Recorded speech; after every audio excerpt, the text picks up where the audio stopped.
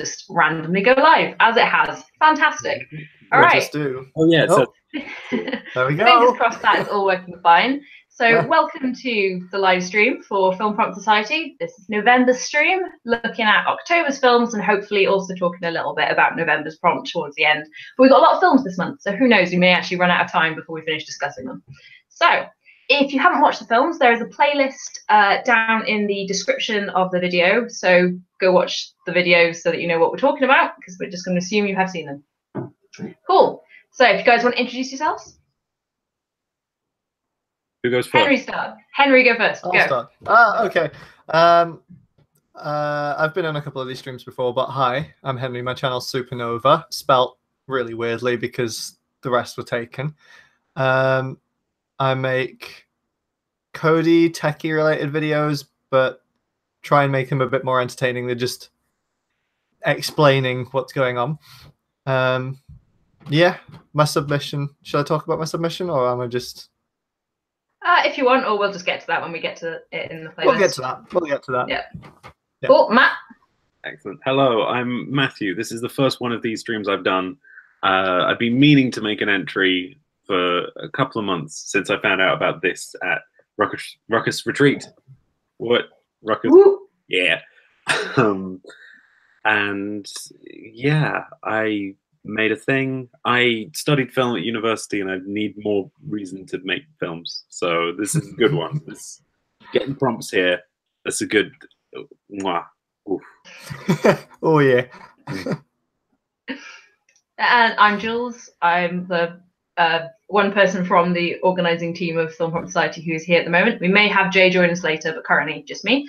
Yeah, I make weird, like bizarre films. I don't even know how to describe the kind of ones I do. They started off serious and they went weird.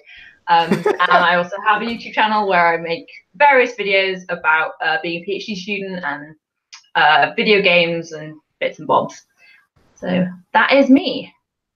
All right, so if you haven't watched the videos, we're going to start talking about them. So yeah, link in the description. You can pause and go watch, or you can kind of watch it as you can have two tabs open. I don't know how good you are at multitasking. I'm not going to tell you what to do. They're all very, very short. Yeah, I think the longest is 5 minutes. We generally say less than 3, but like we're not strict. But most of them like a minute, if that. So yeah, they're pretty quick. So get caught up. And we will start with the first one on the playlist, which is Shortney's video, who is not able to join us due to time zones and having things to do in the day. So yeah, hopefully she'll be able to see like the chat, which last month the chat did not get carried through to like the archived video. So hopefully the chat will still exist, because usually it does, and then she can have a look at anything people put in the live chat. But we may lose it, we don't know. But feel free to put questions to her about it or comments or whatever if you're watching and want to do that, then you can do that. I'm sorry, I'm a bit tired. I'm not going to be very coherent today. Okay, we understand. So, Shorty's video. Go. Thoughts. Initial thoughts. I liked it. It was. I really liked that. I'm trying to remember it because I did watch it when it first came out. That whole like, it's kind of like, well, it was like freeform poetry, I guess, wasn't it? Yeah. And it I guess read really well, but I wasn't reading it. I was listening to it, but yeah, I need a second. So it's cool. Like I was going to say the same things. So like I really like the tempo, the pace of like it was well written. It flowed. I really liked the words of it. It was very good. Yeah, I'm not a poetry person. I wish I was more of a poetry person, but yeah, it reminded me at Ruckus Retreat. There was a poetry like evening where loads of people were reading poetry, and it really did remind me of that, like just how good that all was, even though I don't really understand poetry. But it was very cool. Yeah. I'm just very sneakily listening to it again. It was, I think that like kind of cold open thing with the black screen, it captures your attention quite well. Sorry, I'm currently listening and watching right now again. Very sorry, Shortney, that I'm butchering this. Yeah, it's why I love having the creator actually here in the video, because then we can like ask like, what was your process and all that sort of stuff, rather than just critiquing it. I find that far more interesting than just saying like whether something is good or not and discussing how good something is. Like, yeah, learning why someone did something and the process of actually making it is what I find really interesting. So, damn time zones. I think it's interesting as well, and I might be remembering this playlist completely wrong, that it was the only one that was kind of like not horror, it was like existential dread more than anything. Like very real. Like like took my biggest fear and kind of went with it, whereas the rest of us kind of did something more supernatural. And everyone's like, I'm gonna do something campy and spooky, and then Shortney was like, hold my drink, I'm gonna scare the pants off everyone. Yep. I like the simplicity of it as well. That was definitely the just one shot of the looking for the watch. I thought was a really nice idea, and just that complementing the conversation about time and all that stuff. Yeah. Good. Yeah. Quality.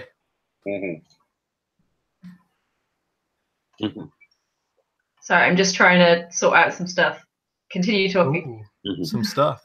And there was music choice as well. I can't remember exactly what it sounded like, but I made a note saying good music choice. It worked very well. So I think I liked it. It was the music was like straight away, you know, kind of like Hans Zimmer's Time or that one that's in The Truman Show. What's it called? Truman Sleeps by Philip Glass, is it? I can't remember. About right. It had a lot of like those vibes about them, which because of those movies, I guess, gives a lot of. And in fact, Carly Kamano's Every Day as well, which played over that video of a guy taking a photo of his face every day for 3 years. Everyone's seen that video, right? Yes. The music that's playing in the background of that kind of, because it's played with that, because it's been played with Truman Show, and because it's that kind of feel has been played with Inception, where Hans Zimmer's Time was playing on, you do kind of get that, oh, this, in the back of my mind, I know this from somewhere. It's kind of like, and you know it from these existential like films or videos or whatever. So I think it was just a really good choice. Sorry, I don't know where I was going with that. No, it's just talking. Existential and about time as well.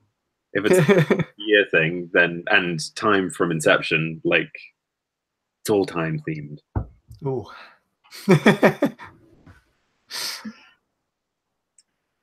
I had one. I tried to make sure that like I always had like a bit of. It would be interesting if you did this for each different thing. Okay. So the thing is, I don't know exactly what the tone of this should be. If I should be going like, just dunk, Connor. Just no, don't do that. The worst thing I've ever seen. What were you thinking? I mean, constructive criticism is kind of the thing, but generally with positive, like focusing on the good things most of the time. But like, if there's something you're like, if you had done this might have been interesting, rather than if you'd done this, then it wouldn't have been shit. You know? I just think it would be really interesting if it had been like on a wider lens. Like, I don't know what it was being shot with or anything, or like, but it felt very sort of like closed in. So I kind of would have liked it if it was really close to the camera on a wide lens, so you could have seen, like in the background, the person running around like the whole room, rather than just kind of checking under the cushions. Because the checking under cushions felt a little bit like I got the point of it, but it felt a bit sort of unnatural in terms of performance. If they'd used a wider lens, you would have got more of a sense of space and would have been able to feel a bit more natural with where was being checked. That was just the one thing that I was like, that would have been interesting. Yeah, I agree. Yeah, I think most of us are kind of limited on equipment, and it's sort of like, that sort of thing would be really nice, but we may not have the the tech required for such a thing. Indeed, I'll do my best to not do any things of like use this bit of technology that you do not have. No, but I mean, you're the one here at the moment who's got the most like background technically in filmmaking. Like, I do not have any qualifications. It's what I've done myself, from experimentation and learning as I go over the last like 3.5 years of making videos. So having someone who's actually got more of a like academic, having studied the subject and knowing a bit more of the details behind things is always nice to have, because yeah, you can give that kind of feedback, whereas we're generally just like, it looked really cool and I liked it. So I don't necessarily know why I like something, so it's really cool to have someone who actually knows what they're talking about a bit more technically. So stuff like that, like if there is something technical you can point out that might be interesting, then even if like we don't have the facilities available to do that, if then we could then, you know, later on, but like, oh, this would be an interesting way of doing things. So yeah, if that makes sense. Yeah, no, I get. Oh, I'm definitely apologizing for how rambling. I've been looking after a 10-month-old all day. I'm very tired. So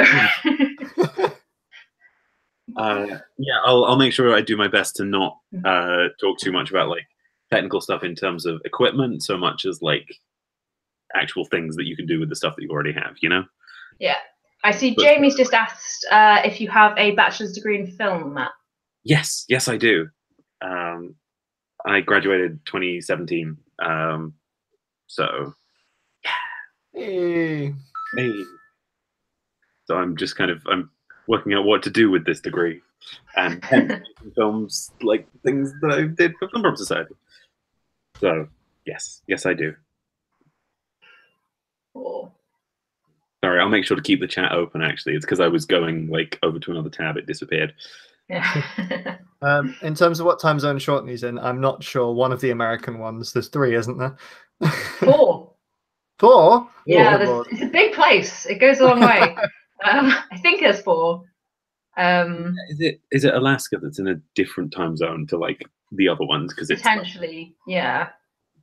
And then I know the East Coast is 5 hours different to us, and then there's 6, 7, 8 hours. California is 8 hours behind. So yeah, they've got Eastern, Central, Mountain, I think. Mountain like time, yeah, and then yeah, this is now just trivia about America, isn't it? So America trivia, the live stream. I should know, like my PhD's in geography. I feel like I should know these things. It's the thing. My master's is in GIS, Geographic Information. You know, it's like computer geography. Like I don't know where things are. I know how to do mappy things on computers. So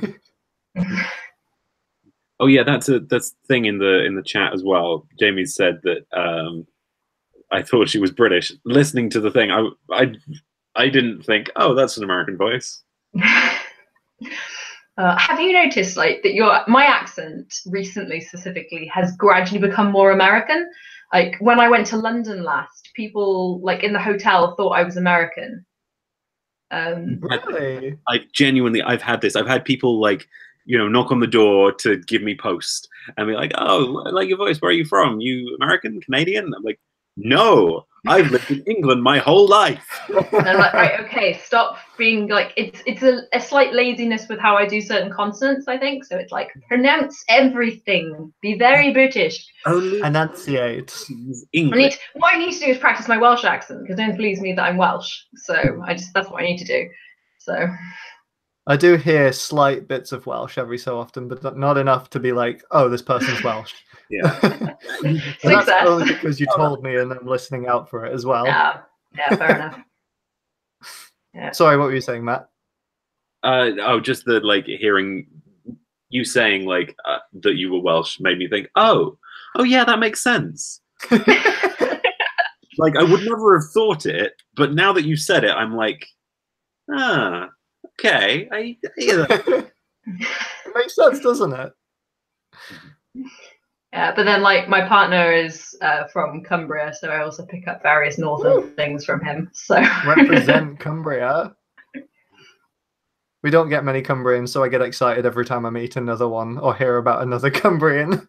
Yeah, I do think it's weird that like, so we're getting really off topic now, but like when I found out that like you were from Cumbria, like you're from the town that like right by where he grew up, and like this town that his mum like worked. And it's just sort of like this country is weird in its geography and just how I forget that it's fairly small. It's like, tiny. Yeah. So shall we move on to the next one, or do we want to talk a bit more about short knees? Do we have any more comments? I can't think of anything, but is there any, if people in the chat have anything to say, because no one's really commented on it yet? Yeah, go for it. If you've got any, like, even if you thought it was great, go for it. Throw praise, because hopefully the chat will be saved and they'll get to see it when they're able to actually look at YouTube. So yeah. If not, I'll just send it to them, and I'll screenshot and send it to them. Cool. You can tell that we're talking about. I'm saying this for Daisy, my girlfriend, who has just arrived back from going to watch all the videos. Hello, Daisy. Thanks for joining us. Jamie also enjoyed it. Woo! Right, I need to look at the playlist so I can see what the next film is, because I can't remember the order of the playlist. Right, okay, so the next one is Jay's video. So I'm gonna. Sorry, go on. I might break tradition and skip and come back because Jay might join the stream later, and it would be nice to discuss it with her. I'll just see if she said anything on Twitter. She hasn't. I kind of feel like she's either busy or forgotten. So there is a chance that she won't. But then if she does show up in half an hour, it would be nice to talk about it rather than.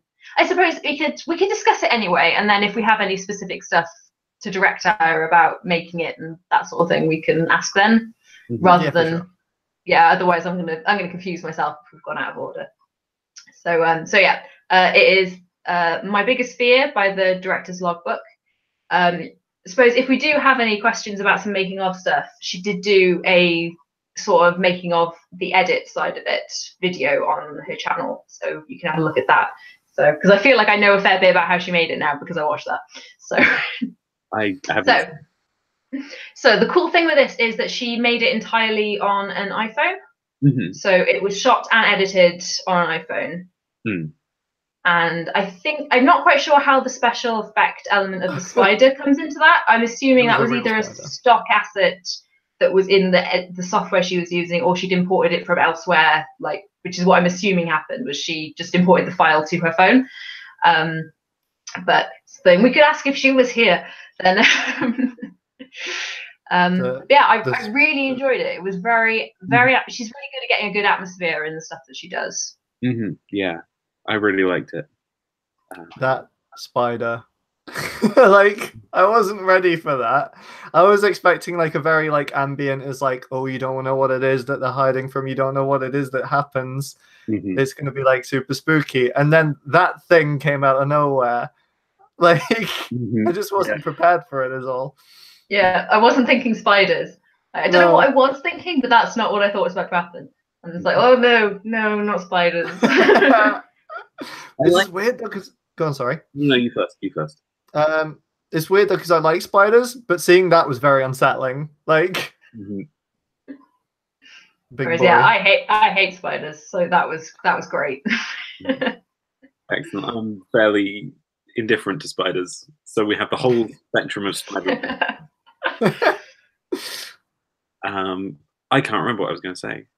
I liked in the voiceover stuff. It made it very much like it was this other world, you know, where someone gets taken every day and all this stuff. At least that's what I was getting from it. I thought that was kind of cool, and they sold it very well. And yeah, I liked that a lot. The just little bits of information that was given through that built up a whole bigger picture that you just kind of make by joining the dots. I like the.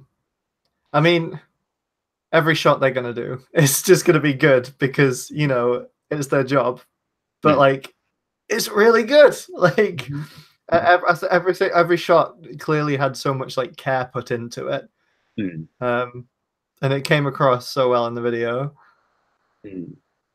Yeah, because in the previous stream, Jay was talking about how because she's working on editing her feature film that she filmed over the summer, and So that's like basically anytime she's been doing any video work, it's working on that, and she needed a little something to like do something else. So yeah, she was trying to come up with something that would be something you could do fairly quickly, but not be too much effort, because obviously she's got other stuff she's got to be doing. But yeah, for something that I think she did pretty much do in a day, that like, yeah, the fact that it was done really quickly and on an iPhone, I'm amazed at what she's able to do. Yeah, 100%. Really impressive. I like the lighting and everything as well. That's something that really needs to be said. Like, wow, well lit, and that film was lit, fam. But like it added to the mood so much, and I really. Oh, and it was another one with good music choice. Yes, yeah. I can't remember the music for that one though. I just remember it was like definitely well. What's the word? Yeah, I was going to say pitch, but that's not the right word, is it?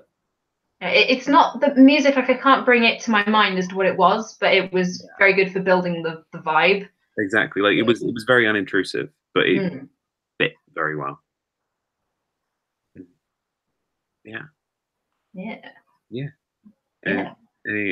Any more? I feel like we should have more to say about this. Yeah, I do have. Oh, go ahead, Henry. I was just going to say that there are. I mean, we do have some questions, but are we waiting for them to turn up, or? It's because I don't know whether she's gonna join us. So yeah, if you have questions, I say put them in, and she can look at this section of the video and hopefully leave a comment on it when it's no longer live. So yeah, my question is, what was the process of the spider? Was that a stock asset that she had, or like I'm assuming that's what it was, but I want to know how that, because she did this video about the editing process on her phone, but just brought that in as a file, and I'm kind of curious as to what that was. But I think everyone has that spider question on their mind, but like that's number where one. Is the spider? Where did it come What's from? up How with do I the make sure I don't see the spider again? Oh, everything's glitching. I didn't hear any of the things that you said for the past like 10 minutes. It's okay. It's mostly just what's up with the spider. Okay.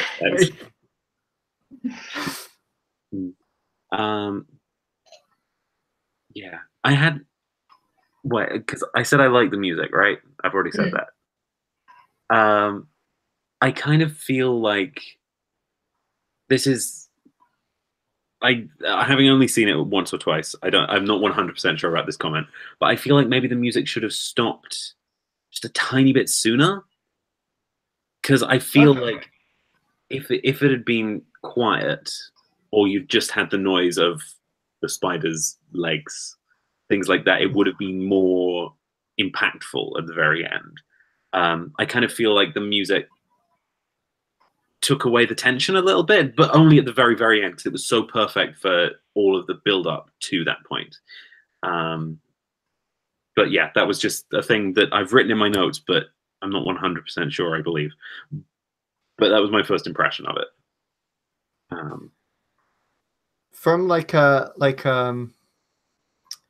just a general sort of comment, like I really do want to ask them how they do their lighting, because that was good stuff.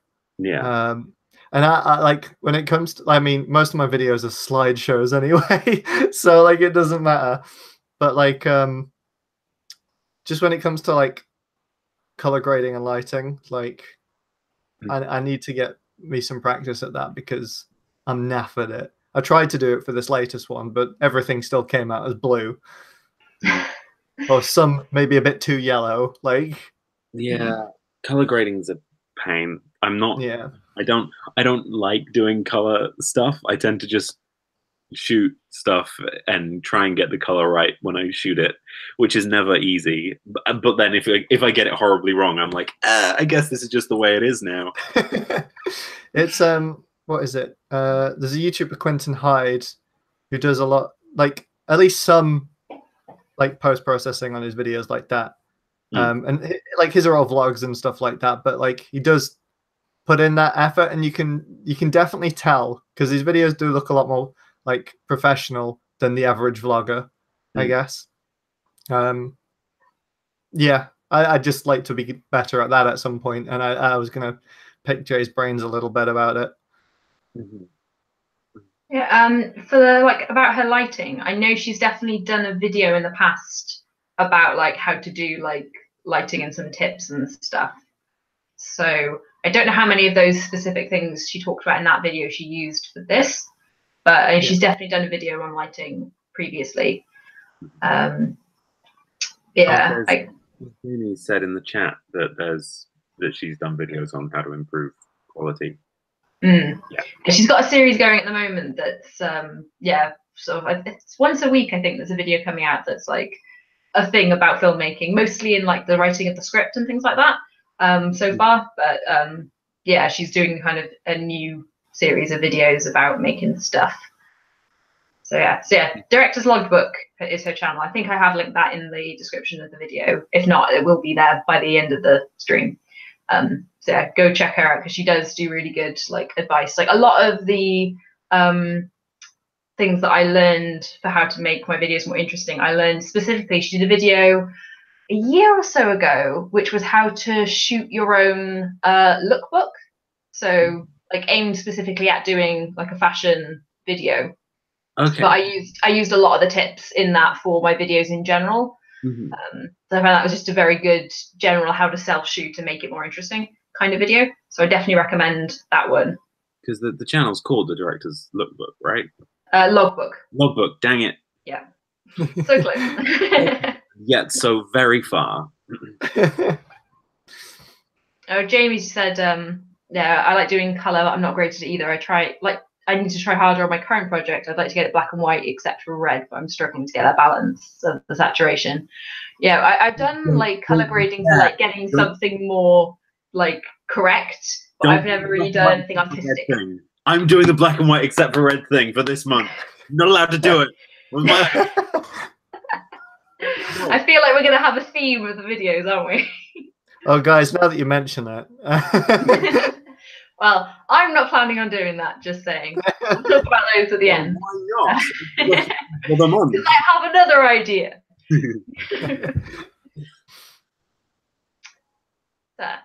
So, any more thoughts on Jay's video? Sorry, Jay just said, well, I said it first. Now, let's not squabble.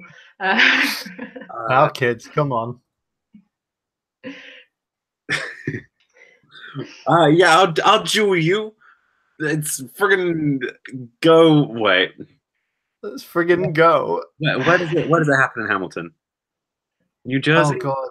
Let's go to New Jersey. I'll jewel you. I'll jewel you. So, next video. Not that I'm just trying to talk about me, but my one is next. So, yeah, if you're joining the stream, make sure you watch the videos that we're talking about. The link is in the description. So yeah, I don't know. Do you want me to talk about the video, or do you want to jump in with your thoughts before I talk about it? I don't know which is the best way to do it. I don't mind. I mean, I'm just going to go ahead and say I liked it, but thank you. Everyone else. I liked that it had that vibe of like, I was going to say ye olde campy horror, but that doesn't make any sense. Like. It's like Ghost, but not Ghostbusters, Goosebumps type, like spooky, like it's a haunted quilt. It's gonna get you. Like I do like that kind of like, oh, it's a curse, or like there's a goblin in your dryer that's eating your socks, stuff like that. Like I do really like that sort of vibe, and I feel like your video was going down that path, and it was good. Thank you. Yeah. So I really just wanted to do something silly, and that idea came to me. I was like, well, there we go, sorted. That's ridiculous. So it was great. Yeah, I really liked. I think that's one of my favorite things from all of the previous set of videos was your face when you just went, eh. Like, make a noise though, but like I could hear the noise in my head, even though you didn't make it. The one time I managed to act successfully. No, I really. And then the next shot, I do not act successfully. I have so much bad footage of me just flailing with my duvet. I'm really bad at right, for some reason I have a theme of inanimate objects trying to suffocate me, because this is not the first time I've done this on my channel. And I can't do it. Like, I cannot act it. I start laughing. I'm just smiling whilst I'm dying, so it's not very convincing. Oh, I have a theme as well. No, I'll tell you about my themes when we get to my video. But like, same. There's things that we always sort of gravitate towards. I bet everyone. Jamie in chat's just said that they really like the sound design for In the Shop. So thank you. I worked hard on that. Yeah. What I really liked was that, like, I got, like, even though it was obviously not what you, wait, how do I say this? It clearly wasn't in a shop. Yeah, it was obviously not in the shop, and it was super, like, lo-fi, but you got that it was a shop, like, really, really quickly and really easily. Like, it was super efficient in selling that, and the voice, I can't remember what the voice says now, but that sold that really well. I thought it was Tracy to come to the customer service desk, because when I worked in British Home Stores as a Christmas temp once, my manager was called Tracy. So excellent, nice nod. Felt appropriate. Your muse. But yeah, I'd never used Adobe Audition before doing that, and I just watched a couple of tutorials and like, right, how do I make a tannoy effect? And like, and learned how to do a few things. So now I know the very basics of editing sound and doing things fun with it. Mm-hmm.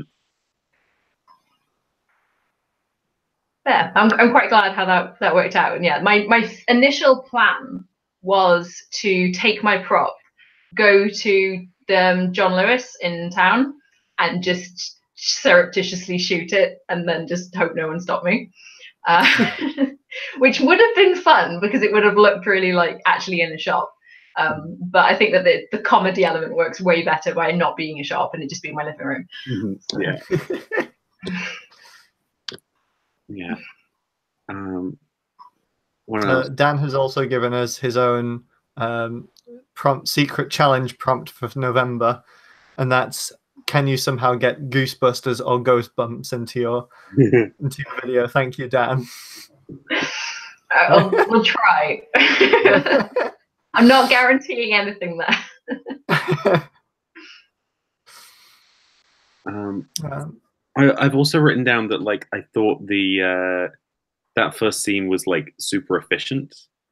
You know, like, it was, from a storytelling perspective, you get like, here's a person at the shops, this person's found these sheets might be possessed, they don't care or they don't believe it, and done. You know, like, you get through all of that so quickly, and there's no like room to get it wrong. Like, anyone watching that is going to get exactly what you were going for. You know, there's no like room to be like, hang on a second, what? Which I think is great, you know? Oh, thank you.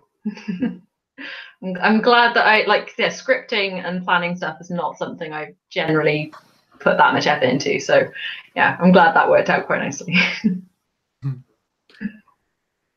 You went a little bit stuttery there just for a second, so and that's why I'm going like, haha. Basically, just thank you. That's very nice of you. Oh, I'm glad. Thanks. I don't have the best internet. Sometimes it fails me. So. I mean, me neither. Like, I wouldn't be surprised if it was my internet just going out, because I've had things where both of you have gone like at the same time. So it could well be mine as well. Mine went off last night, so who knows? The other thing with my video, there is a alternate edit that I have linked as an unlisted video in the description. Ooh, I didn't spot that. Yeah. So feel free to go watch that. Basically, it's a longer version of the end. It was the original cut that I did of it being a bit of a longer scene, and then I decided that I just wanted it to be really short and snappy because it was funnier.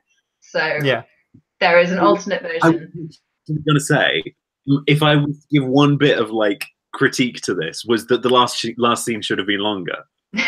Well, you have that available to you. Yeah, I thought it was fine, but it was just, I felt I left it a bit too long because I did it as one single shot and I didn't have time to go back basically and refilm it with not taking quite so long in the middle, and I was just sort of like, I'm just going to cut it down and just make it really short and snappy. So, but that exists. So yeah, I just kind of felt like that last scene was a little bit like I wanted to see, because it felt a bit like the scene before it happened, and then bang, you were into possessed sheets.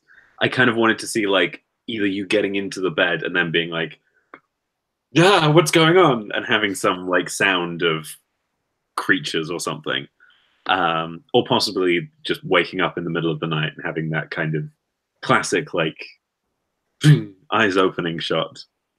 But yeah, I liked it. I thought it was very funny. Thank you. Cool. So, anything anyone else wants to add about that one, or any other thoughts? Or are you guys watching the alternate cut right now? I was seconds away from clicking on it. I can talk for a moment whilst you do that if you want. I will watch the second cut then. Wait, how do I mute this? Or the original version. Ooh, Jamie's jumped in with some comments. I'll just talk with Jamie. Hey, Jamie. So Jamie said, we discussed this a little bit in the Discord. I was fine with the smash cut, but I think a few of us had the feedback of wanting more sound effects to see how that played out.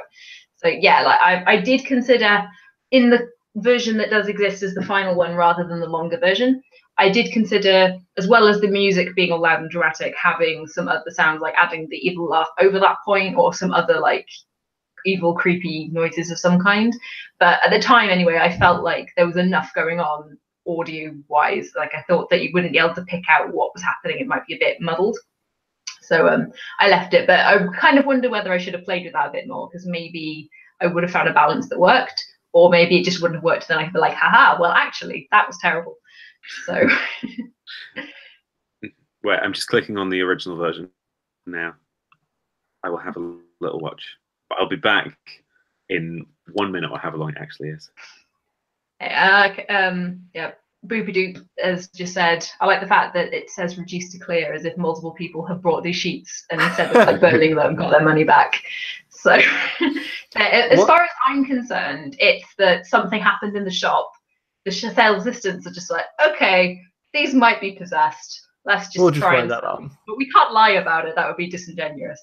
And then they kill me or my character is kind of my bit. But where other people feel like it's just an attack rather than being killed, it's open to interpretation.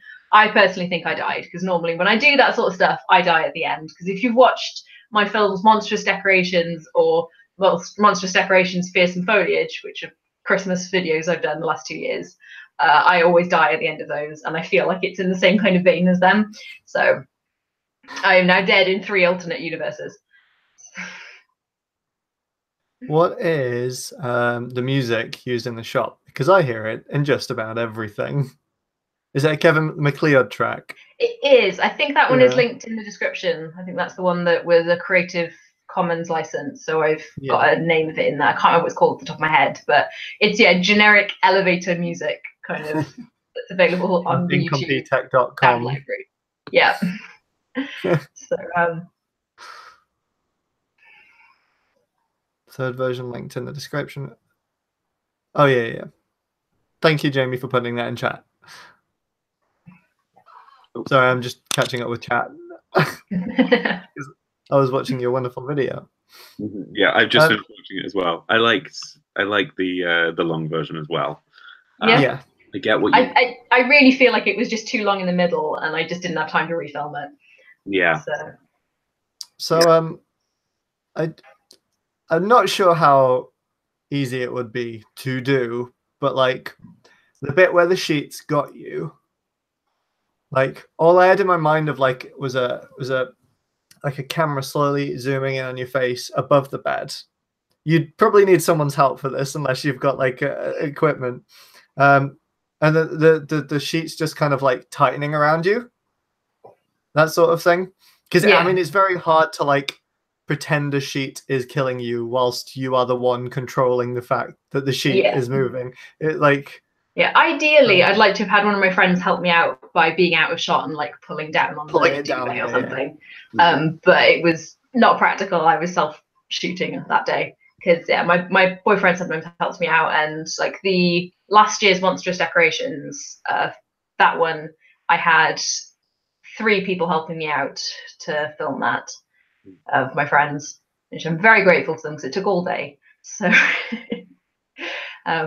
yeah, so it would have been nice to have done that, definitely. I think having someone hold the camera in a more interesting, like I think a handheld camera would have been just nicer for that anyway, rather than fixed on a tripod, just because of, you know, the kind of vibe that kind of gives of more found footage or something, I don't know. But it feels a little bit like I'm just going for the oh god, what's it called, the films where it's just the home video cameras around the house, security ones, and there's a ghost. Paranormal Activity. Yeah, it kind of feels like I'm going for that, which isn't really the plan, but I haven't. I am by myself and I need to put the camera somewhere. So done like close-ups of like just random bits of the sheets and just put your hand underneath and kind of moved it a little bit. Then done a little bit of something with sound of like gremlin-y kind of noises, like like cut between those shots and shots of your face sleeping. Then you get like the face waking up thing, and then you do the like struggling against the sheets. Because if you've done the like, people will join those dots and like sell it, like it'll sell itself, you know. But yeah, that was just like, I think you probably could have managed the close-ups by yourself, although it wouldn't have been easy. Yeah, it probably would have. I would have got there, but yeah, it would have been a bit awkward to do. So, but yeah. Right, I'm conscious of time, so let's move on. What is the next one? Where's the playlist gone? Ah, I have too many tabs open. Me, I think. You. All right. Me. So we're now looking at My Greatest Fear by Supernova. So if you haven't watched that, watch it now.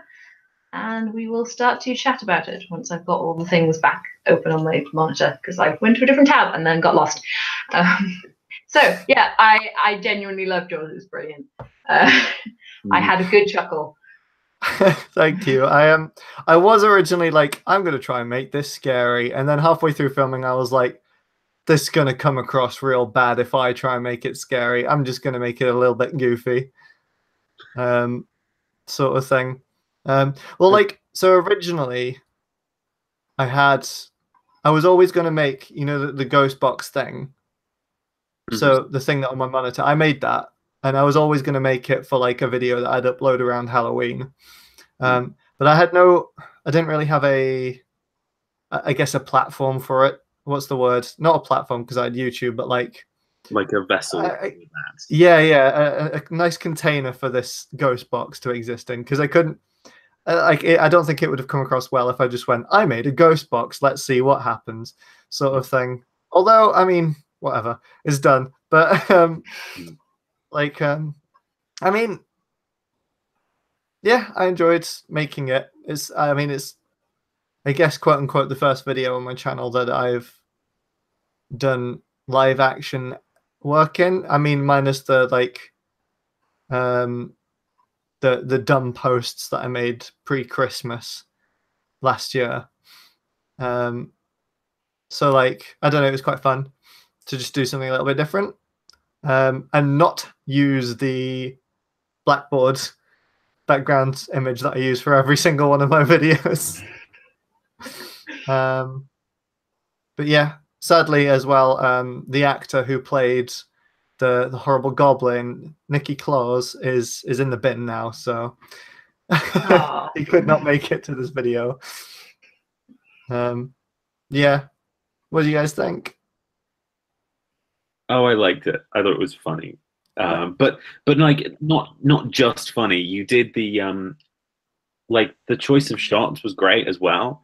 Like having that point of view from the sort of creature perspective with the sound of the like slightly ominous breathing, and then also the sort of your point of view pushing into the ghost box thing on the screen. Those all added to the like the sort of horror ambiance of the whole thing, which I thought was great. Yeah, I liked it a lot. Thank you. Yeah, I mean, I was kind of like, it's like I was in a very semi-lucid state when I was making it. It's like half asleep and like, because it was really late at night. Because I was like, I want it to be really dark outside before I do this, even though that happens at like 5 o'clock. But like, I did want it to be kind of like half home. In fact, Daisy has just said it themselves in the thing. The shot of my face to be kind of webcammy. Yeah. And the shot from Nikki's angle to be kind of like, I don't know why I'm talking about Nikki as if they're a sentient being, which just, honestly, there's a tale to tell about that terrifying Santa doll that we have, but whatever. The chat's yeah, so I can't actually read what people are saying. Oh no. So I put a link to where you can download the Dropbox thing. It's just a HTML like page that you can open up, and it will access every single one of BBC's online radio URLs and very quickly flick between each of them to get that weird thing. I don't. Is it just like has anyone seen BuzzFeed's Haunted Supernatural? I can't remember what they called it. BuzzFeed Unsolved. Daisy's about to go. That's the one. Yes, I love it. Yeah, BuzzFeed Unsolved. Appearing right now. They use a ghost box in that, and it was that was like, I'm going to make me one of those because that sounds really fun. Couple of questions. Daisy says, what were you thinking when you made it? Is it like a poltergeist that I think? Literally, I was thinking, I start listening to the ghost box and I invite this malevolent / benevolent spirit into my house. I don't know yet. And they get really close up to me. I notice they fall over as if to pretend to be inanimate, and me going, like, kind of the opposite of the horror trope of going, I need to explore more about this. Whereas my reaction was just kind of like, I don't want any of this anymore. Thank you. I'm all done. So that was kind of what I was going with Daisy.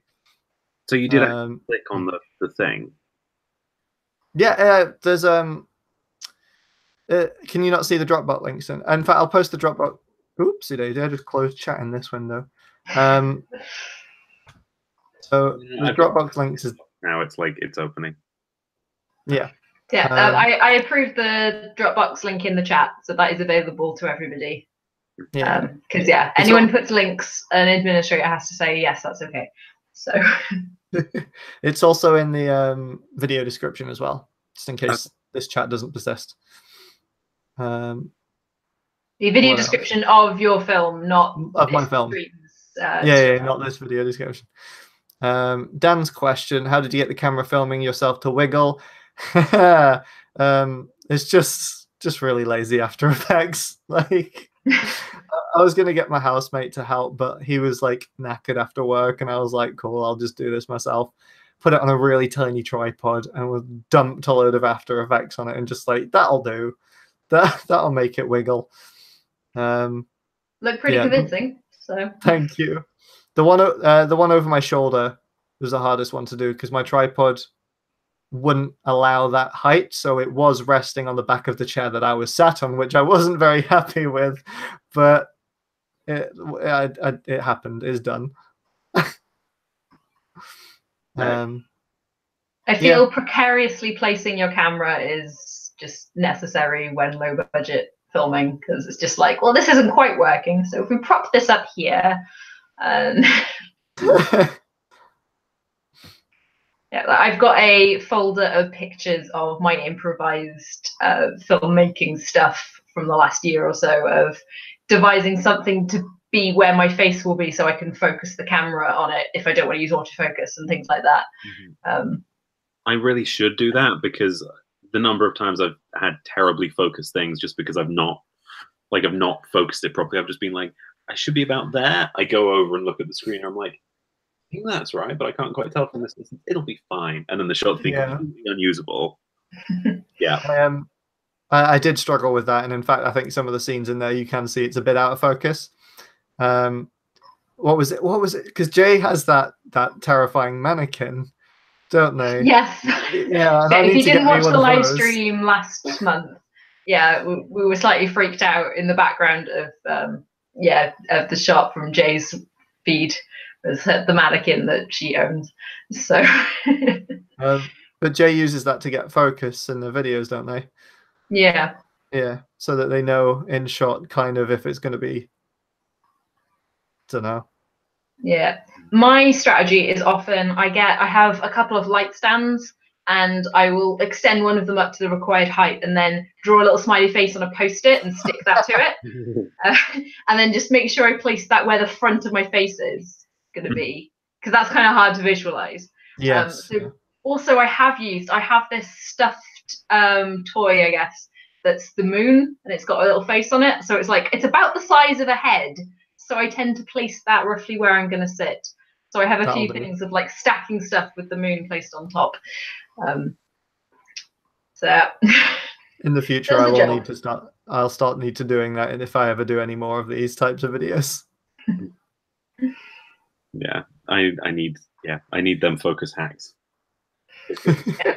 That's the number one killer of my videos. So, I mean, I do rely on autofocus most of the time because I've got a reasonable Canon DSLR that has quite good face tracking focus, and it's very rarely let me down. It's just for things like my Chill That Game review series. I'll have a shot at the end where either I'm doing something appropriate for the game or I'm falling asleep because the game's that relaxing. But when I do the falling asleep, because my head moves and often like ends up like off to the side like this, it just loses my face and it just focuses on the wall or something. So there's times when it can't manage it, and then you need to work out right where you actually need to focus, and that's hard on your own. So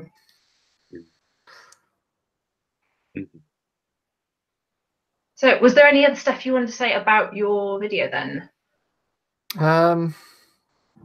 Or anyone got any questions in the chat? I don't think I have anything else to say. I mean, minus explaining how it works, and I've already kind of done that, so it doesn't matter. Like, I mean, and you've got the code to play through yourself if you really want to hack apart this terrible, terrible HTML file. I have very basic HTML, so I'm sure that will look like gibberish to me. Oh, I know nothing. I know no coding anything. It terrifies me. This is my biggest fear right here. Get on our level. Learn some code. I have a handy series on my channel if you ever do want to learn. Plug. The book that got me through my PhD at the start. Hey, yeah. Well, making some really, really basic Android apps. But I literally haven't coded anything for Android in about 2 years now, since I made the last app I needed for collecting data. So and that's a language that like things change constantly in the APIs for Android. Like it's been so many versions of it ago. Bad. I will probably not be able to do any code now to start from scratch pretty much, because none of the code that I have written will work anymore. It's for like KitKat version of Android. So it's so bad that like just like I'm a software developer, and at work we're making this app at the moment, and we all like downloaded the latest version of all the APIs because we were like, oh, these will work. These will definitely work. 100%. You'd expect a fully released version of an API to work, as it's intended. But of course, the second we tried to deploy this app on a phone, it was like, no, I'm not doing that. Can't do that. It doesn't work. I was like, why is that? We looked in the forums. Apparently everyone's losing their minds because not a single one of the APIs that we use work on the latest version. So, oh, fun. As is the case with software. It's great. But bringing it back to film. Sorry, go on to our next go on to our next thing. So next one on the playlist, I believe, is Matthew's An Empty House, a horror film.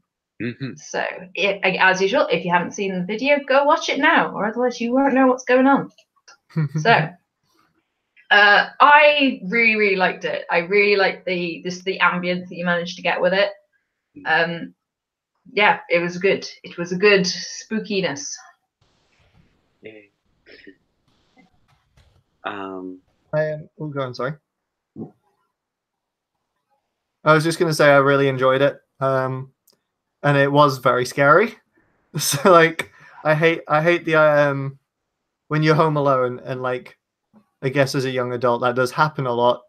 Every so often when your housemates are out and it'll be late or everyone's asleep or whatever, something like that. Mm-hmm. And then something weird does happen, like it always does. Like the house will squeak, or there'll be a water drop on the window ledge, or something like that. And then you just kind of like, well, I'm dead now. I'm gonna die. And I thought it captured that quite well. That's like I'm living in my parents' house, and they were away for a week during that like holiday week. So Fantastic. that's where that came from. Yeah. Jamie has asked in the chat about what equipment you used and if you had a camera person. Okay, yes, this is the thing. This is the one bit of like technical stuff that I will do and be like, here, let me tell you about some equipment things. Oh, let me pick up my laptop. Down here, oh, if it's gonna load. Oh, everything's frozen. Maybe I shouldn't. We can see you moving. It's all good. Okay, good. Down here. Oh, not drop the laptop. This thing is a little gimbal thing, which you can control with your phone, which is very cool. Which means that I didn't have to have another person. I could have this panning shot just doing a thing on my phone, which was great. So I got that for another thing, for some stuff that I'm doing, because like freelance videographer, that's what I do. But I really wanted a project to test it out on.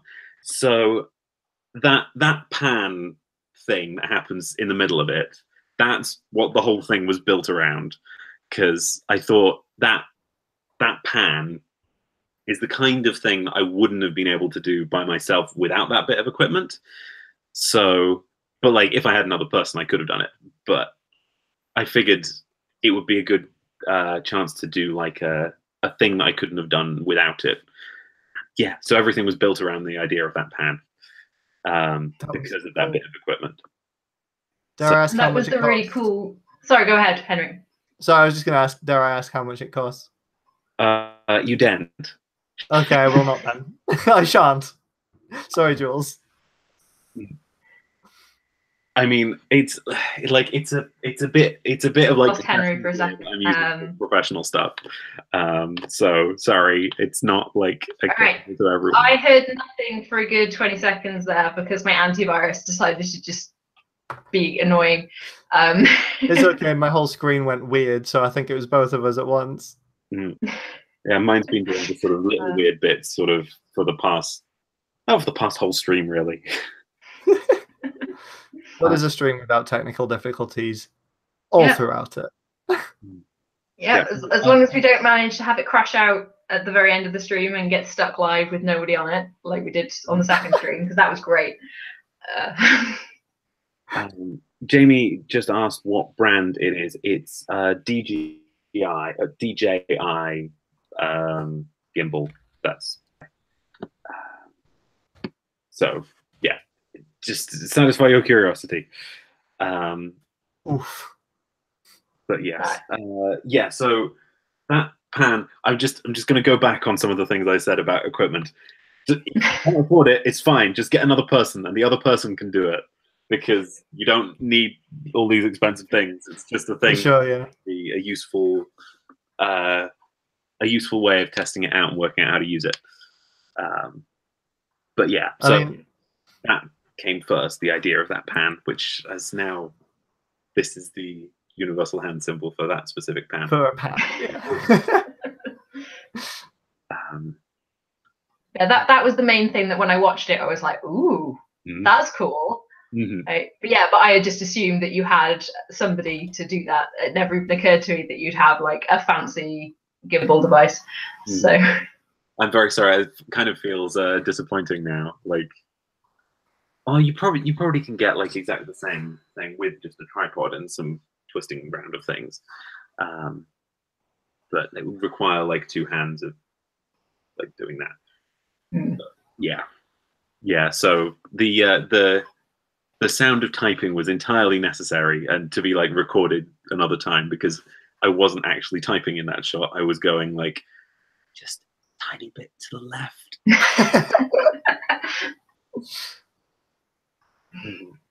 Oh, that's so cool. Fun facts about sound design for this, which is there were like 3 layers most of the time, sometimes 4. It was like room tone, typing, and ticking clock. All 3 of those were recorded for a different project I did like 6 months ago. But I just looked through my computer and was like, oh, I've got a ticking clock sound. I've got typing already. That's interesting. I can just use those. I don't need to record anything new. Recycling. Exactly. Possibilities. Whereas, yeah, for mine, I just sat like with my microphone in front of me at the computer, just doing a really bad evil laugh and various other sound effects because I was like, I need all these sounds and I can't find them online. Yeah, it's like with the project that ticking and stuff was from. Oh, this goes back to the thing that you were saying about you get yourself killed with an inanimate object. I have a thing like this is the 3rd thing that I've made, which can be summarized with Matthew is in the basement. He hears a noise and goes to investigate. A door opens itself without anyone explicitly opening it, and then implied death. Although this one doesn't actually have as much implied death, but yeah. Because like in 2014, I did the Ice Bucket Challenge, and I did that in like a horror movie style Ice Bucket Challenge, where it's literally like I hear a noise, I go upstairs, the door opens itself, and then I get water thrown over me. And then this project from 6 months ago was like I'm typing away at my computer, and there's a noise upstairs, and some point of view thing comes all the way down and opens a door, and then I die. So I'm just repeating myself over and over again, the same bizarre horror story every single time.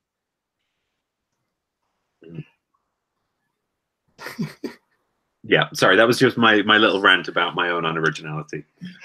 No, I mean, it's not a bad format for real. Like, and honestly, your video is so like actually scary. Like, implied dread. So I know when we started talking about shorties and we were saying how like she'd actually done something like existential and then the rest of us did something really like light and breezy, like comedy horror. Yours was still creepy. So it wasn't existential, but it was definitely very different to the tone of our videos. Oh, I'm glad I got the spooks on. I got them spooks. But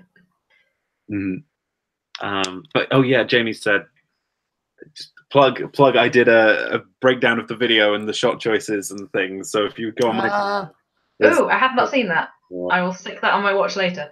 So one thing I was going to say. Oh, sorry, go on. No, I was just saying plug. Times. Oh, okay.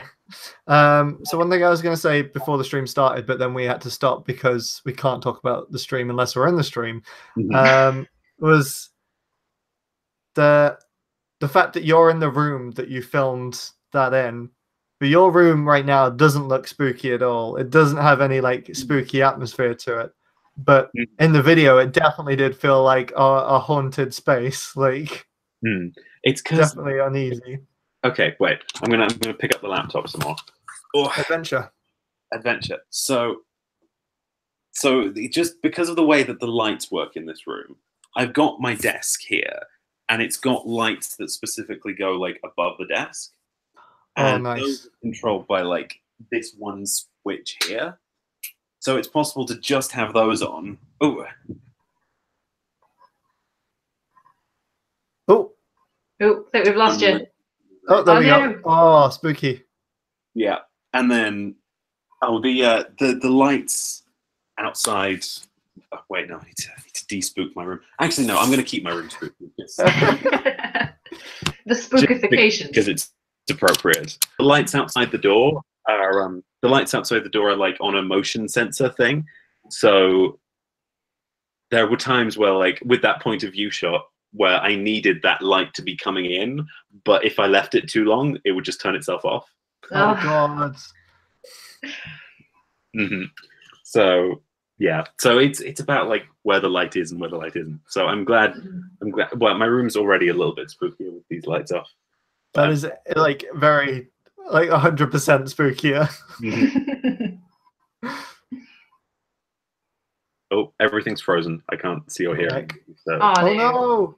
We're definitely having some connectivity issues, which is always fun. You're back now, by the way. Yeah. I just heard. I'm just going to blame my internet because it's awful. So. I mean, mine's not the best either.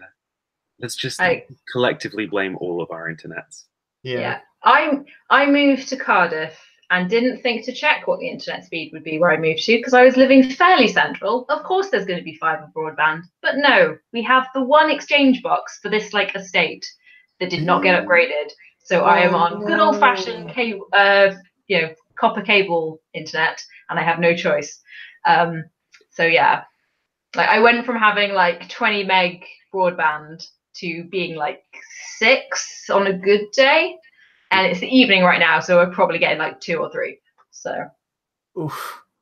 It's so annoying downgrading that much. Because like it used to be, I'd make a YouTube video. They're like, when I started making videos, I did a lot of Let's Plays that would be like 20 minutes long. I could upload them in 20 minutes. Whereas now a 5-minute video takes like 2 hours. So. Good Lord. Yeah, that sounds like, my internet when I was like 14, 15 would have been about that kind of speed, and now I'm like, yes, and put this 15-minute long vlog up in the space of almost exactly 15 minutes. It's fine. Whereas doing the like 4-minute vlogs when I was a teenager, being like, yes, it'll only have to wait 3 more hours. I used to upload Let's Plays from. We live in the middle of nowhere in Cumbria, literally surrounded by like a mile of fields all around us, and at night it's spooky as hell.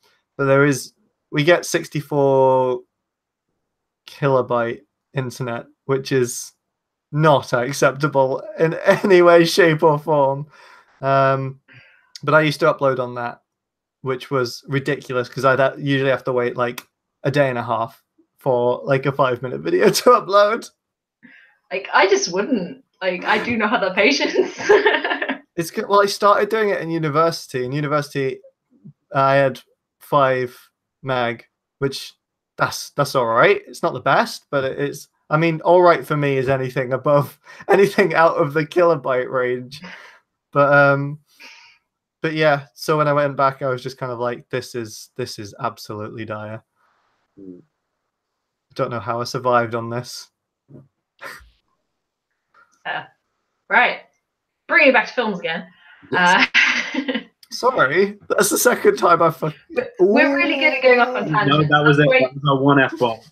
You need one person whose job it is to keep it on track, and I'm not doing the best job right now. So moderator hat. Moderate. Okay.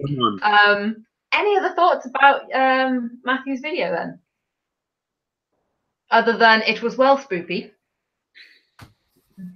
Terrifying. I'm just wondering if I've got any other things, like interesting things to say. I don't think I do, but I have ranked this live stream now PG-13 according to Dan because of my half swear. The first 2 letters of a swear. I didn't even notice. Like, oh God. I mean, I've already sworn fairly early on in this. So, but like I said before we went live, I said, but my general rule is like between the 7 p.m. and 9 p.m. watershed kind of time of the UK broadcasting regulations. Like mild stuff could happen, but don't swear too much. So it's like Bruce Almighty's 1 F allowed. Yeah. I remember the thing I wanted to say about it. Go. Because Jamie's just said really nice look overall. There's the thing about color temperature. Because you can like set color temperature because you've got a Canon DSLR, right? Yeah. Yeah. I used to do it just leaving it to automatic all the time, but I'm not a big fan of the blue look, but I'm a really big fan of the gold look. So I almost always set things to like daylight balance, even when I'm not shooting daylight. Like this is definitely not daylight. And there's a movie which anyone who knows me, so basically Daisy, because she knows me too well, will get incredibly sick of hearing me say this. But I love the film Whiplash. And I love some of the stuff they do with color in Whiplash. And a lot of the scenes of rehearsals in Whiplash are done with this kind of golden hue to it. So yeah, think about color temperature when you're shooting if you want to like get cool looks, because the blue look does work for some things as well. But I just adore that gold look. So I made sure to set everything up in that way. That would work. Yeah. I mean, these days when I do the more like vlogging to camera kind of videos, I tend to make it look a little bit warmer in color than it actually is, because I think it just looks nicer. Because I've got boring magnolia walls, but like when they're slightly more yellowy and then like skin tones are more yellowy, it's more cozy and nice. So I kind of go for that rather than trying to make it actually look realistic, which is just a bit like just not as interesting. Yeah. But I don't think I did any color grading for that video because I was more for the one for this month. I was more thinking about sound than visuals this time. So I was like, I don't have time for this. Skip that. So. We've already talked about this, but I'm so bad with color grading. But yes, sound. Sound is important for horror. So I'm glad you spent loads of time on the sound for the last video. I mean, sound's important. I still don't think we can call mine horror. Like, well, it was comedy horror. Yeah, we'll go with that. The comedy first. It's not horror comedy. It's definitely comedy horror. It's more comedy horror than Shaun of the Dead, and that was pretty light on the horror anyway. So yeah, just leaning into the comedy. Yeah. Cool. So, shall we talk about the last video on the playlist? Are we on to the last one? We are. Joel's. So Joel's The Night I Died at the Halloween Party, a 360 musical mystery, which was added just a few days ago. I loved it so much. I loved it. I wish he'd been able to join us, but I forgot to ask him until earlier today, and it's a bit last minute. So I loved it. Yeah. Should we all just gush about how nice it is? Oh my god! So I'm just so happy that my daughter Tina got involved in the video as well. I drew. Give context to that. Yeah, no. Okay. So in 2012/13, I drew a dragon, because I was halfway through making a really dumb short animation of like Ron and Harry in a bus hanging over a cliff with the dragon in the background and Hogwarts in the background and the train also in the background making a load of noise, and Ron and Harry going, "This is all your fault," to each other as they fall off the cliff with the dragon in the foreground about to go blorp. And like that was it. But I never finished it. But I had this dragon that I had never used, and it's just sat on my PC since 2013 doing nothing. And then Joel was like, "Can I have some monsters, please?" So I was like, "Here you go. It's perfect. Tina, off you go." Yeah, I love that he put a call out for just like, "Can you draw me pictures?" And I meant to and totally forgot and only remembered when the video went up and was like, "Oh, I meant to do a drawing. No." It's also implied that Dan's Boopy Doop's drawing could have been one of the culprits that killed Joel as well. Yeah, I need to go back and watch it and like do the actual murder mystery thing because I just haven't had the chance. Yeah, I haven't. Also, I wish I had like an actual like VR like Google Cardboard or something for my phone, but I just have the scrolling through it on my phone because my phone doesn't even do the tilty thing because my phone is awful. Oh, so no. I need to watch it on my phone because I've only watched it on my rubbish phone. What are people's theories? Who do you think did it? I know who could have done it. Okay, Definitely. Vampire's definite suspect. So is Dan's ghost. Yeah, this is the thing. I'm like, because vampire, like, yeah, those are the two things for me as well. The ghost and the vampire. Because vampire. Go on, sorry. I was going to say the ghost. The stuff might be poisonous to anyone, not one of the monsters. Yeah. In which case, that's like, yeah, that will kill you. But the vampire had a knife, which they dropped. So, who knows? I did not see that. It's a mystery. I was just blaming the drink, but I definitely need to go and watch and like pay more attention. Oh, okay. I won't say anything else because I've just seen please no spoilers. Oh yeah, the chat Okay, screen. we're gonna stop. Okay, no more discussing who the murderer was. Okay. I think I know who it is though. Come to me with your theories. Okay, let them know that we have stopped that. The real murderer for me was hearing spoilers. Okay, we're sorry. So let's talk about it as is. The tune is so catchy. I just keep finding. Oh, no, I can't hear you guys. I keep finding myself. I keep finding myself singing it. Yeah, there we go. I'm back. All of his videos have with the songs are so good. I don't know how that boy writes all the music, films it all, acts in it all, and does all the special effects, and it's just kind of like, oh yeah, I did this, I did this, like within the time that you put the prompt out and the video was uploaded. Like that doesn't seem right. That seems inhuman to me.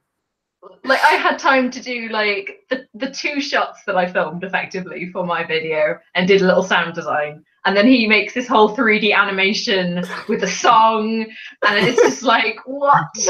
Understand it. Like there's so much that goes into that. It's like with everyone else, I've been like, oh yes, let me say this one positive thing and these like this positive thing as well, and also this, and also these criticisms. This I'm just like, what?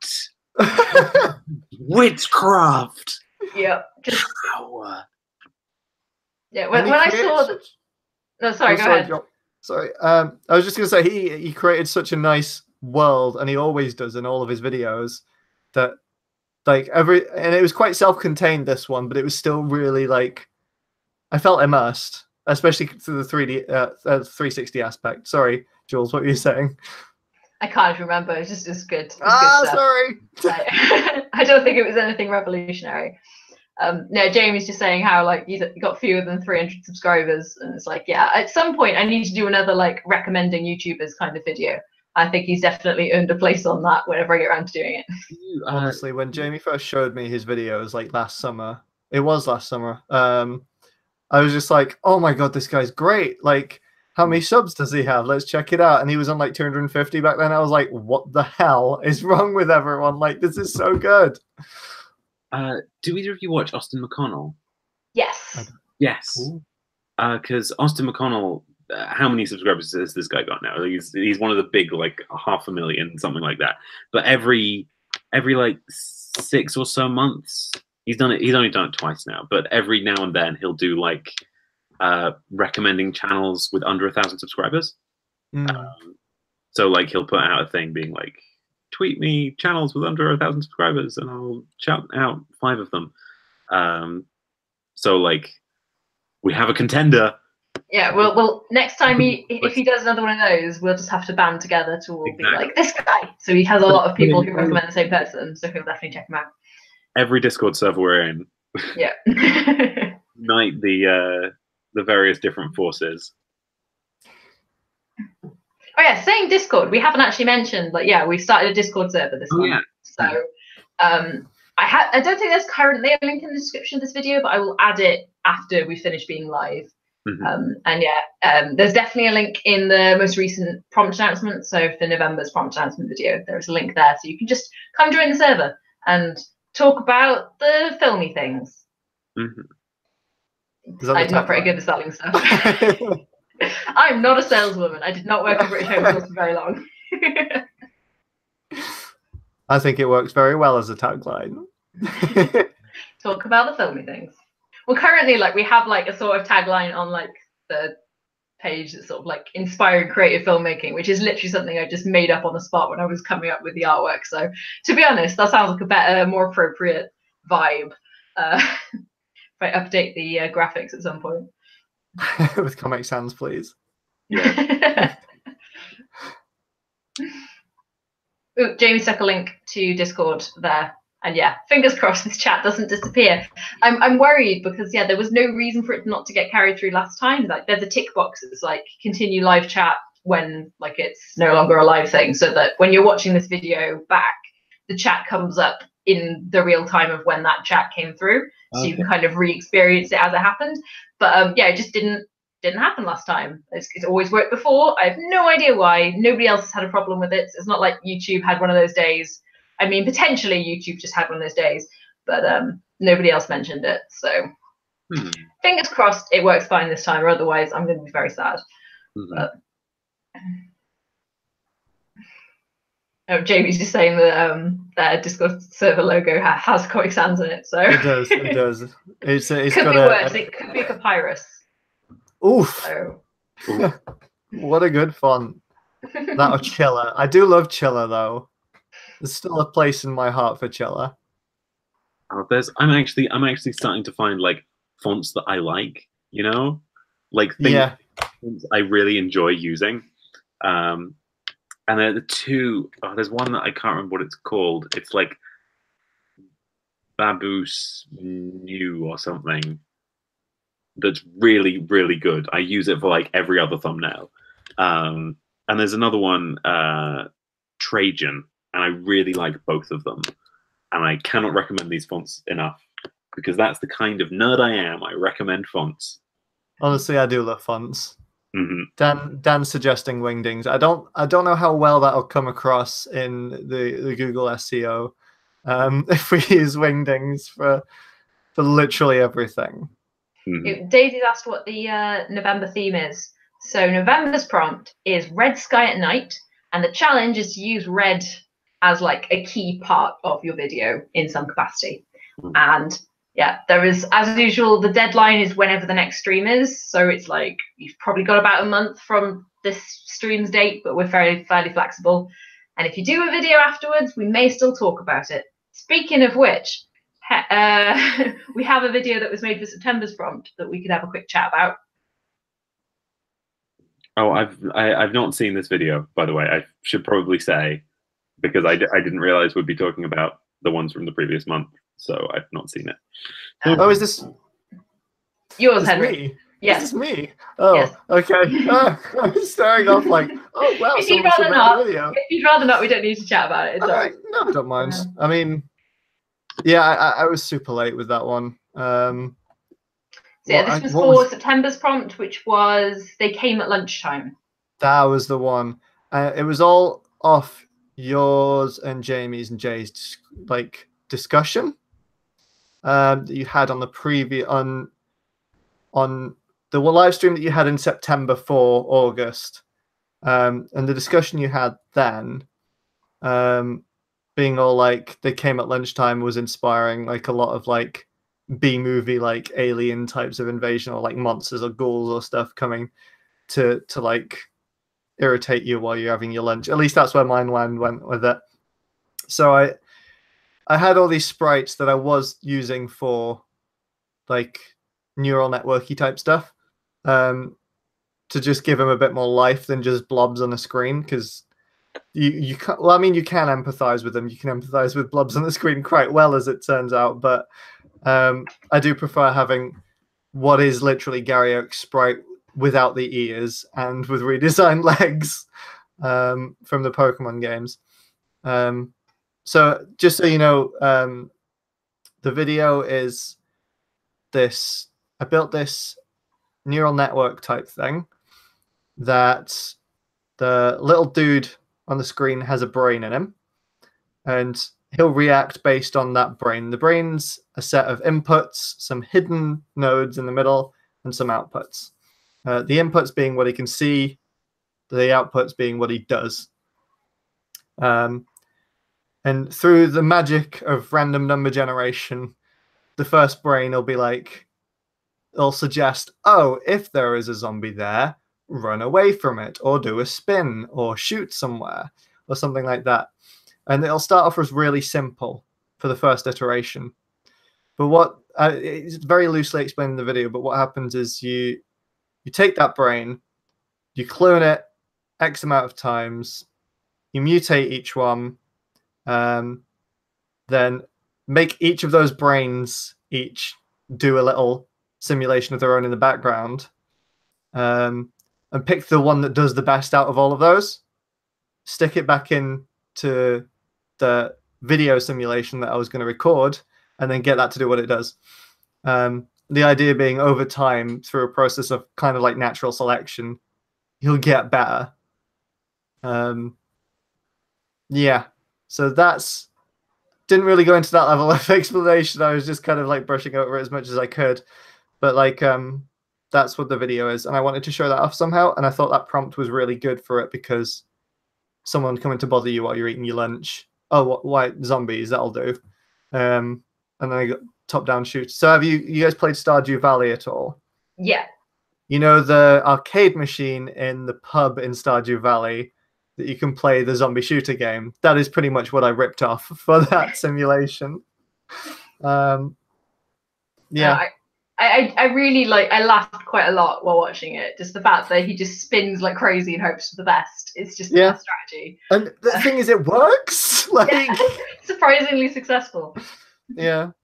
But that is the wonder of AI. Did you guys see them? So they were doing a similar thing with a Tetris bot. And they trained this Tetris bot over and over again for like God knows how many iterations. But they made the mistake of leaving in all the outputs as... So the outputs were mapped to the buttons you'd press on your Game Boy, sort of thing. And they made the mistake of leaving start and select in there. So the best result that it got was to just press pause and not do anything. And it survived the longest period of time. And I just thought, beautiful. There's something so existential and just wonderful about that I was like, this is good. I want to do that. The best course of action is to do nothing. just not play at all. Can't And go that's wrong if you don't do it. You will not lose a single life if you just don't play the game. Oh, that is brilliant. That is the food, to be honest. That's why I need prompts like this to make film. Because otherwise it would just be like, well, you can't lose a life if you don't play the game. I like that AIs can learn to have the apathy of just as a human being. So the stream's been going on for a fair while now. So do we want to have a little thought about some ideas for the prompt for this month? Like, has anyone got an idea on something they might be doing, or just thoughts about what to do with the theme in general? You know, something I just want to address quickly, which is Daisy has asked, does it have to be a short film? Like, yeah, we're like, I generally say in the announcement videos less than 3 minutes, but really it's just don't be so long that it's difficult for us to watch it, remember that information, and then discuss it properly. Like, but like it doesn't have to be like narrative fiction either. No, like, it can be absolutely anything. Yeah, it can be. Like, you can make a documentary. It can be a little, like, it can be like a looping GIF animation of something that you've made. Just as long as it's a video, something moves in it as a picture, then it counts. So you could do a vlog like based around the theme if you want. You could do a music video, like just absolutely anything. As long as it's video content, it counts, and we'll talk about it. So. Yeah, there's absolutely no limitations. And Daisy said any particular genres of like, no, whatever comes to mind for you from the prompt, as long as it somehow links to the prompt. Like, even if it's just, it set you off down a chain of thought and you ended up there, even if it's not. Like, last month's was my biggest fear. And my biggest fear is not being attacked by possessed sheets. So it doesn't have to be an exact match to the prompt, just as long as there's some connection, really. So we're really flexible. Like, just make a video and then just claim it was for the prompt is fine. Yeah. What was it? I can't even remember your prompt for what was it? June. Which was that one? Technology. Yeah, and I made ant boats. And that has like, looking back on it, that has absolutely nothing to do with technology. But you did run a simulation, so the making of it was technology. So, okay. I mean, the fact that you've done that kind of thing for every other video is kind of loosens the connection to that specific prompt. But at the time, when it was your first one, it was like, yeah, sure, it's about technology stuff. So, yeah. In terms of this month, in this prompt, have you guys got any ideas? Well, I do. I'm thinking of doing a little short animation. I don't know whether this is going to end well. But I saw I'll probably link the tweet when I do the video because I got inspired by it. But I saw a tweet from someone who'd done a little animated, like fairly short GIF that looped that was of basically a still image of a town of like rows of houses with fireworks going off and then the light like on top of the rooftops and things to reflect that. And I just thought it looked really nice and thought I might do sort of a version of that, like, but rather than their scene, do my own scene and kind of do my own little thing with it. Because I think it really just involves doing a background image and then like doing some keyframe, like quick things of like the light moving across and then the little firework thing. Like, it's fairly quick to do. I've got like a tablet pen for my computer, so I can kind of do that hopefully fairly quickly. And I think it looks quite cool. And I haven't really done much animation, so yeah. This scares me a little bit. I don't do proper animation. Like I've done like a few ones ago, I did the animatic for I can't remember what the prompt was now. Unusual pet, that was it. Yeah, I've done something like that, but nothing really moved in that. I just did lots of images in Photoshop and did a couple of different layers to have slight variations, to have someone like turning around and stuff, and then just saved them all as images and stuck it into Premiere and made a video from that. So that's my level of animating. Like, I have Adobe Animate and I've played with it, but I don't know what I'm doing. It's really complicated. So just drawing images works for me. So. What about you, Matt? Well, okay, I've got an idea that I was thinking of using. Well, okay. So does anyone follow Film Riot? No.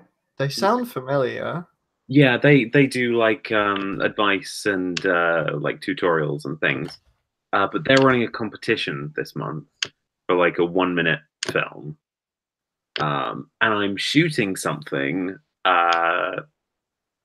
in 2 days. I'm shooting something on Friday that I was planning on doing for that, which I had planned before the prompt came out for this month. But it would be fairly easy to tweak that idea to fit with this prompt, which I think might be cool, maybe. I'm not sure. Because I was going to do like a black and white noir-y style thing. But there's a little bit of blood in it, and there's also some red lipstick. So if I shoot it in color, make it black and white, but keyframe out the red things using like selective color or something, then maybe I could do it with black, white, and red, as long as no one else does any black, white, and red stuff. Jamie.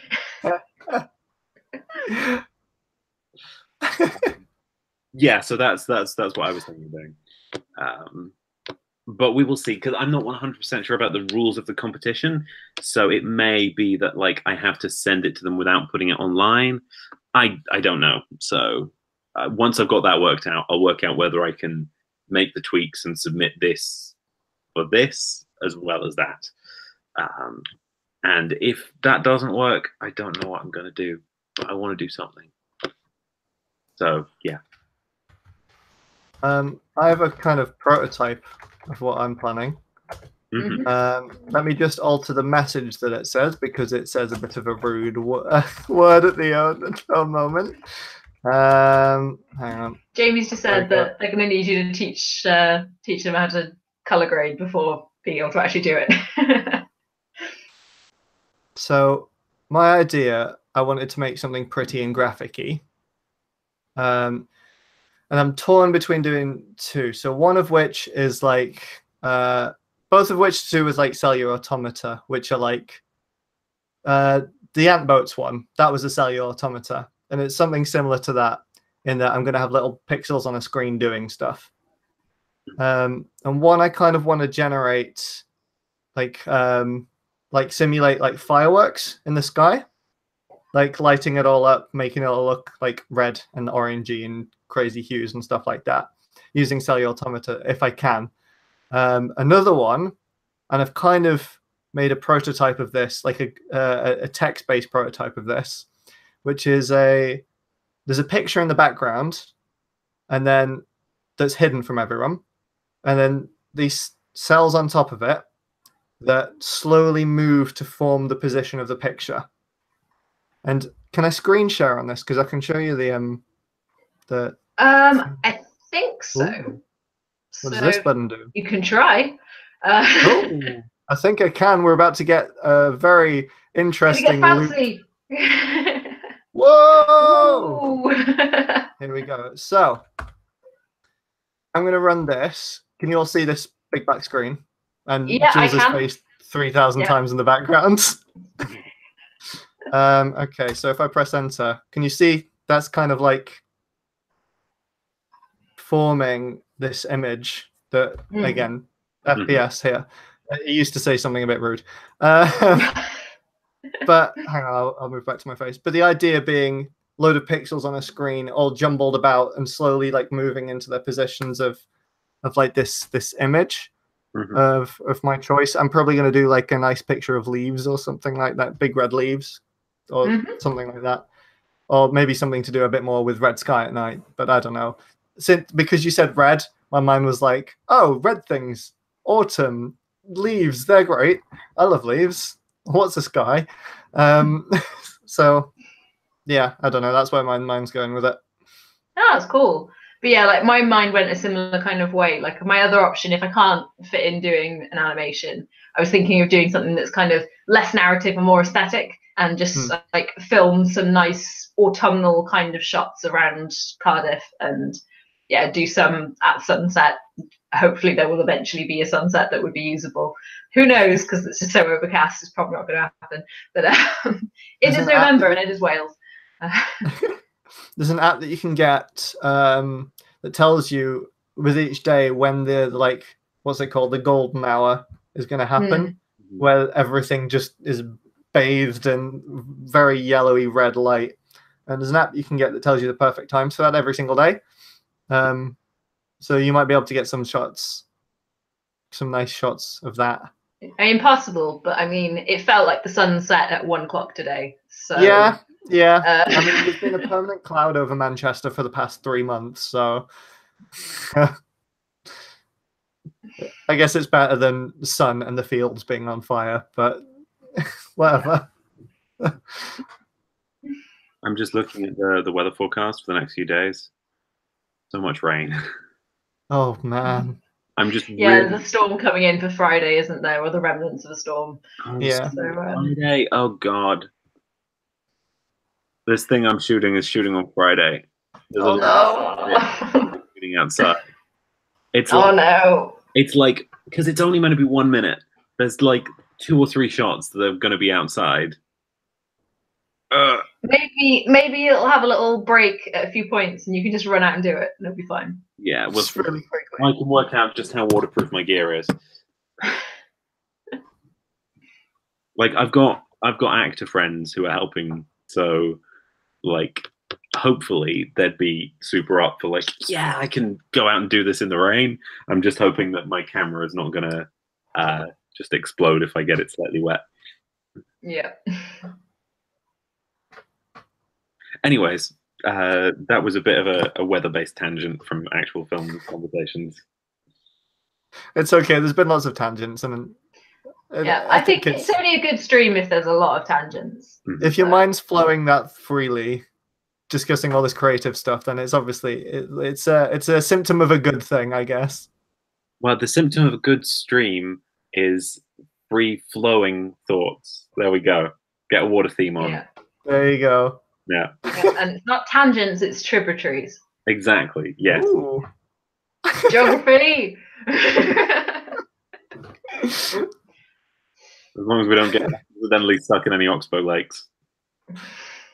Does everyone do oxbow lakes? Literally every human being on the planet just oxbow lakes since the formation of the modern school system. Yeah. Because my dad did oxbow lakes. It's got to just be British geography, surely. Like, it's such a specific thing to learn about.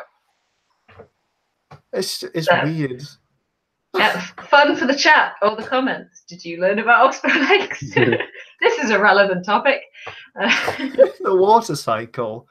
Mm-hmm. I like how this stream has become a very water-focused stream now. Yeah. Meant to be a stream of ideas. stream of film, but no. And Dan Boopadoop just said, I did a study on the population of average McDonald's per hour for a geography essay. Oh yeah, how'd that go? That sounds like it could be interesting, but probably wasn't. Had to go to 4 McDonald's in 4 days and count people every hour with a clipboard. Yeah, that probably wasn't very fun. We did something similar to that in Kendall. We were counting how many people used the public footpath, which was so dry. It was, considering it was like a weekday during work and there was like 2 people who used the footpath all day. What do you do with your time when you weren't 2 people? We went to the any shops that sold mint cake, and there was a place that sold homemade gingerbread, so we went there as well. In my master's, I did a project where I looked whether there was a correlation between the deprivation score of an area and the kinds of supermarket chains that were in that area. Ooh. And it turns out there is no correlation because Tesco is just everywhere. So yeah, Tesco is omnipresent. Yeah, just ruins any patterns because they just put a Tesco wherever there's people. It doesn't matter whether they're a target demographic. It's just, you need a Tesco. So the Tesco's spawn there themselves. Yeah, but I didn't have a good way of collecting the data of where the shops were, so that I did the store lookup and wrote down the postcodes for every single Tesco, Sainsbury's, Morrison's, everything. I did stick just to Wales though, so it could have been worse. Jeepers. Yeah, knowing more code now, I probably could have just written something to just extract that information for me from the internet, but it might have taken just as long to write that as it did to manually go through and collect all the postcodes. Yeah. See, this is what master's students do. It's just more tedious versions of what other people do. It's great, honestly. I'm so happy that it... I mean, I'm not happy that it's finished, but I'm happy that mine's finished. I wish my PhD was finished. Yeah, I was just about to say. I said that. I was like, oh no. Jules, rest in peace. Yeah, I mean, I've got like over here, like, oh, here's the other part of this room that you don't see. So here is this bookshelf. Welcome. That is all PhD related notes and stuff. Each of these folders are like each of my studies. So I've got lots of like really fun documents there. Like this really shows how many participants I have. Each of these is an individual participant. Yeah, and all of the forms that they filled in and the notes about their performance. It's great fun. Good Lord. So yeah. So yes, and also that's that side of the room. So that's it's hidden for a reason. Yeah, it's just stuff. Yeah, the stuff side. I don't want to see the floor. Right, well, I feel like we've kind of done the end of the stream drifting off topic thing, haven't we? Yes. So, any closing comments or thoughts about the films or the new prompt? I would say, well, spoopy. Proper spoopy. Very, very spooped. I mean, I liked all the videos. They were good. Is there anything else I'm meant to be saying in this section? No, it was all good stuff. Positivity. But yeah, I was really they were the worst films I've ever seen. What were you all thinking? I'm never coming back. But I think this was the most videos we've had submitted for 1 month's prompt. So it is, isn't it? Like, thanks everybody. Because it's really nice that like this is taking off and like people are obviously enjoying taking part, and hopefully no one feels obligated because they did one once, like that they're taking part because they want to. At least that's what I hope. Good. It would be good to see this. Like, you know, we've had what 7 videos this week. How many was it? This month. Sorry. Yeah, a fair few. A fair few. Like, let's get into double figures. Oh my god! I would love to reach the point where there's too many for us to do in the 2-hour live stream. Yeah. And then we have to like do a random number generator and just pick ones at random or something. The cough, I was doing so well. God damn this cough. Oh my gosh. Let's end the stream then, because I'm not meant to talk. before Jules dies. Thanks for joining us. End of the stream. Bye. Bye. Bye. Bye.